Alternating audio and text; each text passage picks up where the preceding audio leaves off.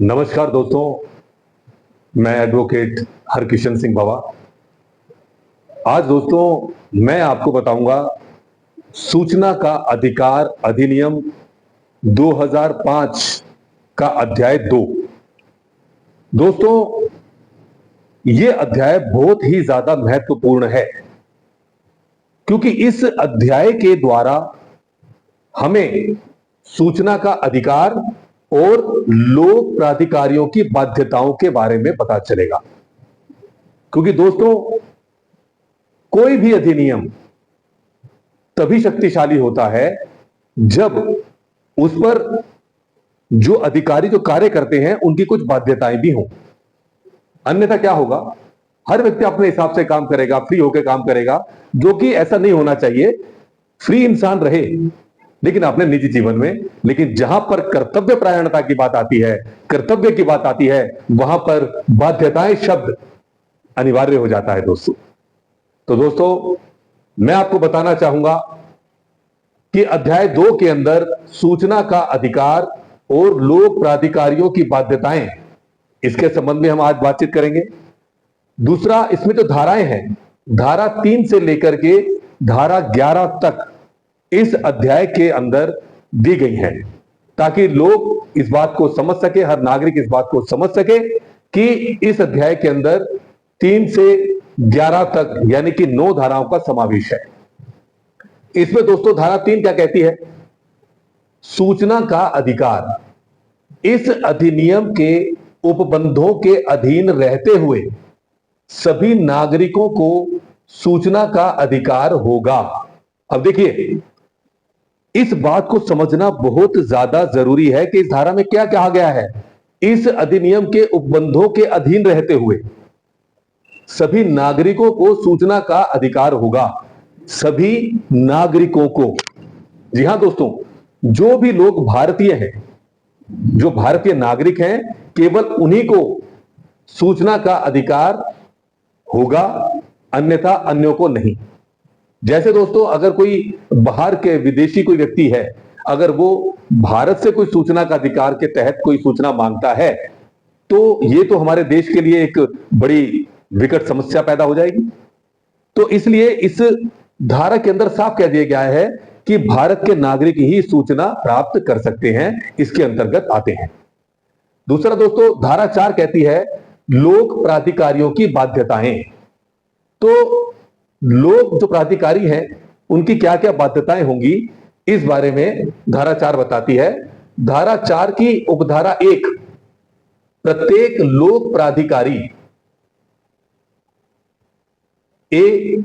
सम्यक रूप से सूचीपत्रित और अनुक्रमणिकाबद्ध अपने सभी अभिलेखों को किसी ऐसी रीति और रूप में रखेगा जो इस अधिनियम के अधीन सूचना के अधिकार को सुकर बनाता है, और सुनिश्चित करेगा कि ऐसे सभी अभिलेख जो कंप्यूटरीकृत किए जाने के लिए समुचित हैं, युक्त समय के भीतर है और संसाधनों की उपलब्धता के अधीन रहते हुए हैं, कंप्यूटरीकृत और विभिन्न प्रणालियों पर संपूर्ण देश में नेटवर्क के माध्यम से संबद्ध हैं, जिससे कि ऐसे अभिलेख तक पहुंच को सुकर बनाया जा सके।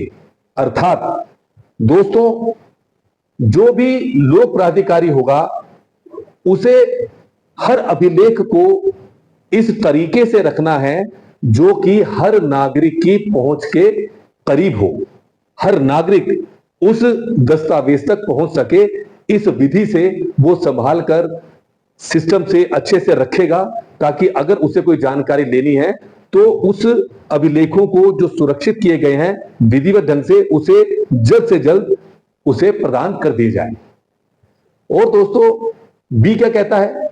इस अधिनियम के अधिनियमन से 120 दिन के भीतर, यानी कि जब यह अधिनियम पारित हो जाता है उसके 120 दिन के भीतर एक अपने संगठन की विशिष्टियां, कृत्य और कर्तव्य, यानी कि जो संगठन होगा जिस भी विभाग का, उसकी विशिष्टियां, कृत्य और कर्तव्य, यानी कि जो जो जरूरी चीजें हैं, उसके कृत्य हैं, उसकी जो कर्तव्य हैं, ड्यूटीज हैं, उसके बारे में पूरा एक सिस्टम से रखेगा ताकि हर नागरिक को वो चीज दी जा सके कि अधिकारियों की ये बाध्यता है।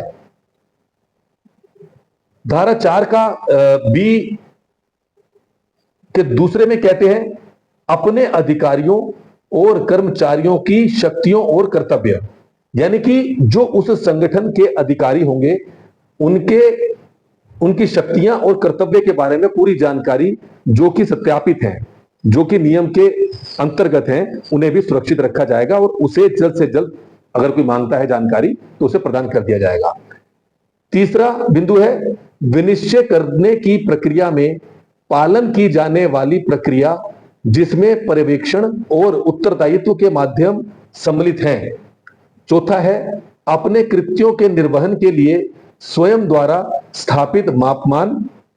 पांचवा है अपने द्वारा या अपने नियंत्रणाधीन धारित या अपने कर्मचारियों द्वारा अपने कृत्यों के निर्वहन के लिए प्रयोग किए गए नियम, विनियम, अनुदेश, निर्देशिका और अभिलेख।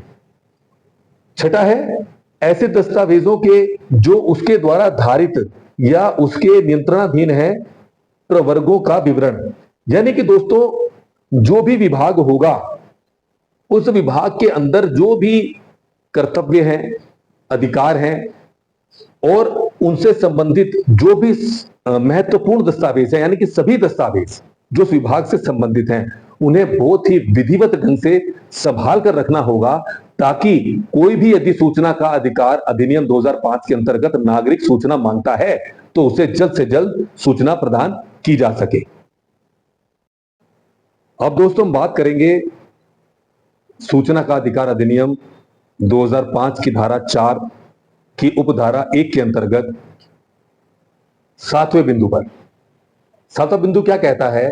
किसी व्यवस्था की विशिष्टियां जो उसकी नीति की संरचना या उसके कार्यान्वयन के संबंध में जनता के सदस्यों से परामर्श के लिए या उनके द्वारा अभ्यावेदन के लिए विद्यमान है, उसकी भी सूचना दी जाएगी। 8वां बिंदु है ऐसे बोर्डों, परिषदों, समितियों और अन्य निकायों के विवरण जिनमें 2 या अधिक व्यक्ति हैं जिनका उसके भाग, रूप या इस बारे में सलाह देने के प्रयोजन के लिए गठन किया गया है कि क्या उन बोर्डों, परिषदों, समितियों और अन्य निकायों की बैठकें जनता के लिए खुली होंगी या ऐसी बैठकों के कार्यवृत्त तक जनता की पहुंच होगी। यानी कि जहां तक जो भी बोर्ड हो, परिषदें हो, समितियां हो, अन्य कोई निकाय हो, उनको भी अपने बारे में पूरी जानकारियां एक दस्तावेज के रूप में रखनी होंगी ताकि कोई भी नागरिक अगर कुछ भी जानकारी लेना चाहता है वो भी प्राप्त कर सके। और दोस्तों बिंदु 9 कहता है अपने अधिकारियों और कर्मचारियों की निर्देशिका, यानी कि उस विभाग में जो भी अधिकारी होंगे या कर्मचारी होंगे उनकी जो निर्देशिका है, उनको क्या निर्देश दिए गए हैं, उसका भी पूरे दस्तावेजों को संभाल के रखना होगा। 10वां बिंदु है अपने प्रत्येक अधिकारी और कर्मचारी द्वारा प्राप्त पारिश्रमिक जिसमें उसके विनियमों में यथा उपबंधित प्रतिकर की प्रणाली सम्मिलित है। दोस्तों जो भी कर्मचारी अधिकारी होगा उनके पारिश्रमिक के संबंध में जो भी डिटेल्स होगी, जो भी विवरण होगा, उसे भी सुरक्षित रखा जाएगा। उसके साथ साथ 11वां बिंदु कहता है सभी योजनाओं, प्रस्तावित व्ययों और किए गए संवितरणों पर रिपोर्टों की विशिष्टियां उपदर्शित करते हुए अपने प्रत्येक अभिकरण को आवंटित बजट।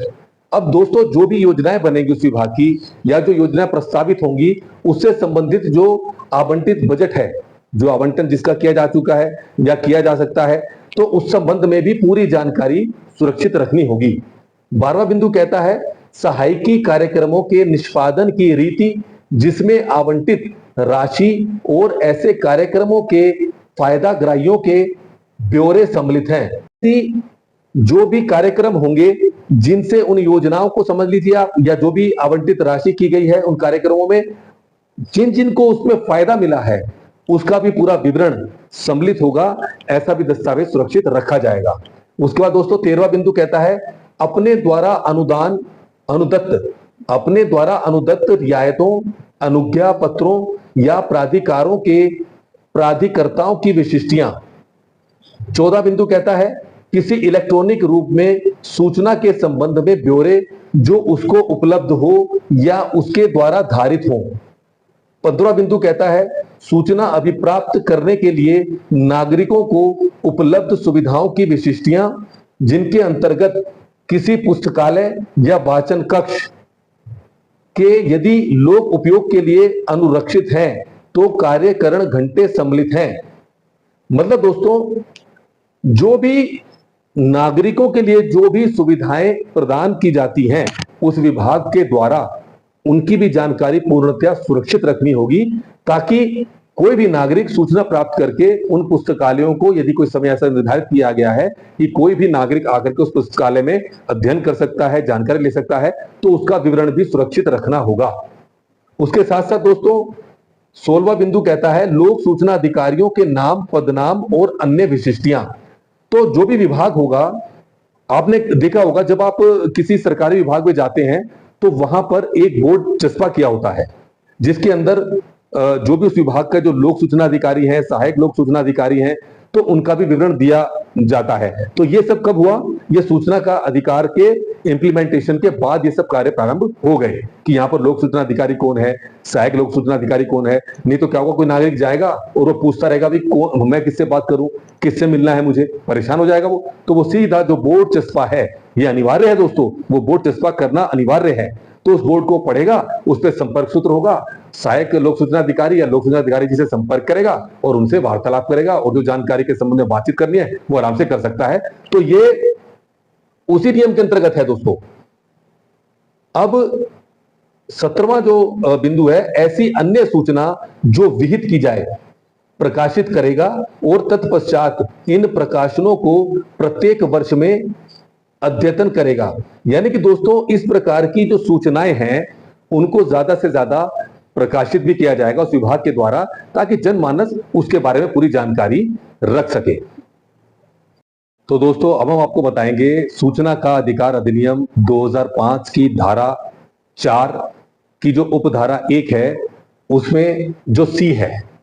तो दोस्तों इसमें बताया गया है महत्वपूर्ण नीतियों की विरचना करते समय या ऐसे विनिश्चयों की घोषणा करते समय जो जनता को प्रभावित करते हो सभी सुसंगत तथ्यों को प्रकाशित करेगा।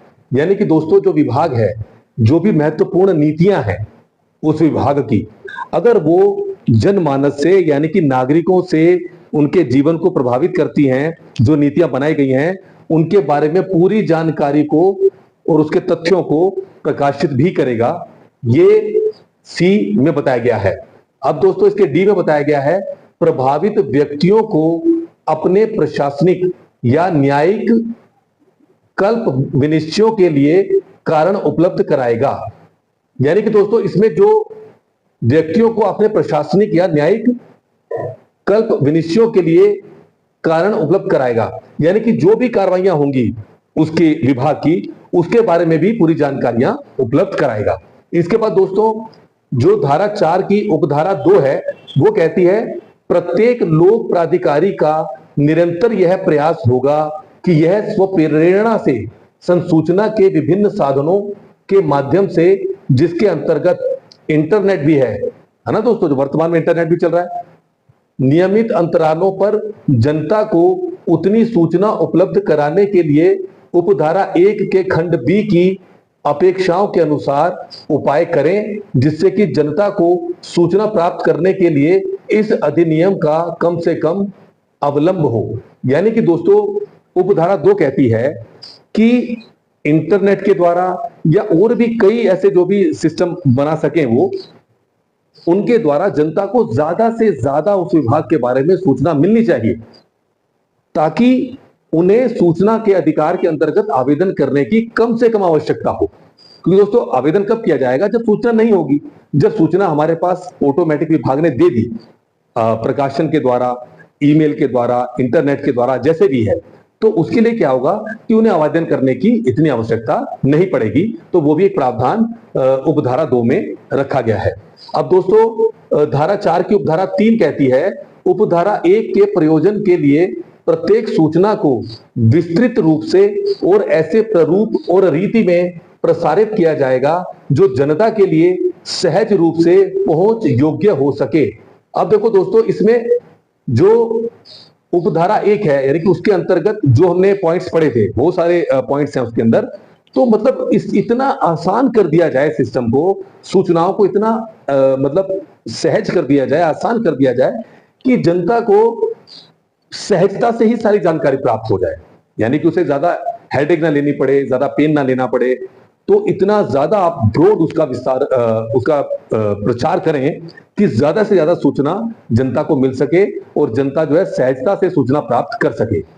इसका दोस्तों उपधारा 4 कहती है, सभी सामग्री को उस क्षेत्र में लागत, प्रभावशीलता, स्थानीय भाषा और संसूचना की अत्यंत प्रभावी पद्धति को ध्यान में रखते हुए प्रसारित किया जाएगा तथा सूचना तक यथास्थिति केंद्रीय लोक सूचना अधिकारी या राज्य सूचना अधिकारी के पास इलेक्ट्रॉनिक प्रारूप में संभव सीमा तक निशुल्क या माध्यम की ऐसी लागत पर या ऐसी मुद्रण लागत कीमत पर जो विहित की जाए सहज पहुंच होनी चाहिए। अब दोस्तों देखो, ये जो पॉइंट है जो उपधारा 4 है, इसमें यह बताया गया है कि जो भी केंद्रीय लोक सूचना अधिकारी हो, राज्य लोक सूचना अधिकारी हो, उनके पास सूचनाएं इस मोड में होनी चाहिए, इस तरह से होनी चाहिए कि वो ज्यादा से ज्यादा सूचनाएं जनता को मिल सके और कम से कम लागत पर मिल सके। इससे क्या होगा दोस्तों, जनमानस के अंदर एक सकारात्मकता आएगी, पॉजिटिविटी आएगी कि हाँ, हमें सूचनाएं आसानी से मिल रही हैं, तो उन्हें ज्यादा दिक्कत नहीं आएगी। उससे क्या होगा, विभाग का भी बर्डन कम होगा और जनमानस को सूचनाएं प्राप्त होंगी। तो दोस्तों, इस प्रकार आज मैंने जो मुख्य जो इसकी धाराएं हैं, उपधाराएं हैं, मुख्य भी क्या सभी धाराओं के बारे में जो कि अध्याय 2 में दी गई है मुख्य तौर पर। कौन कौन सी धारा दोस्तों, धारा 3 और धारा 4।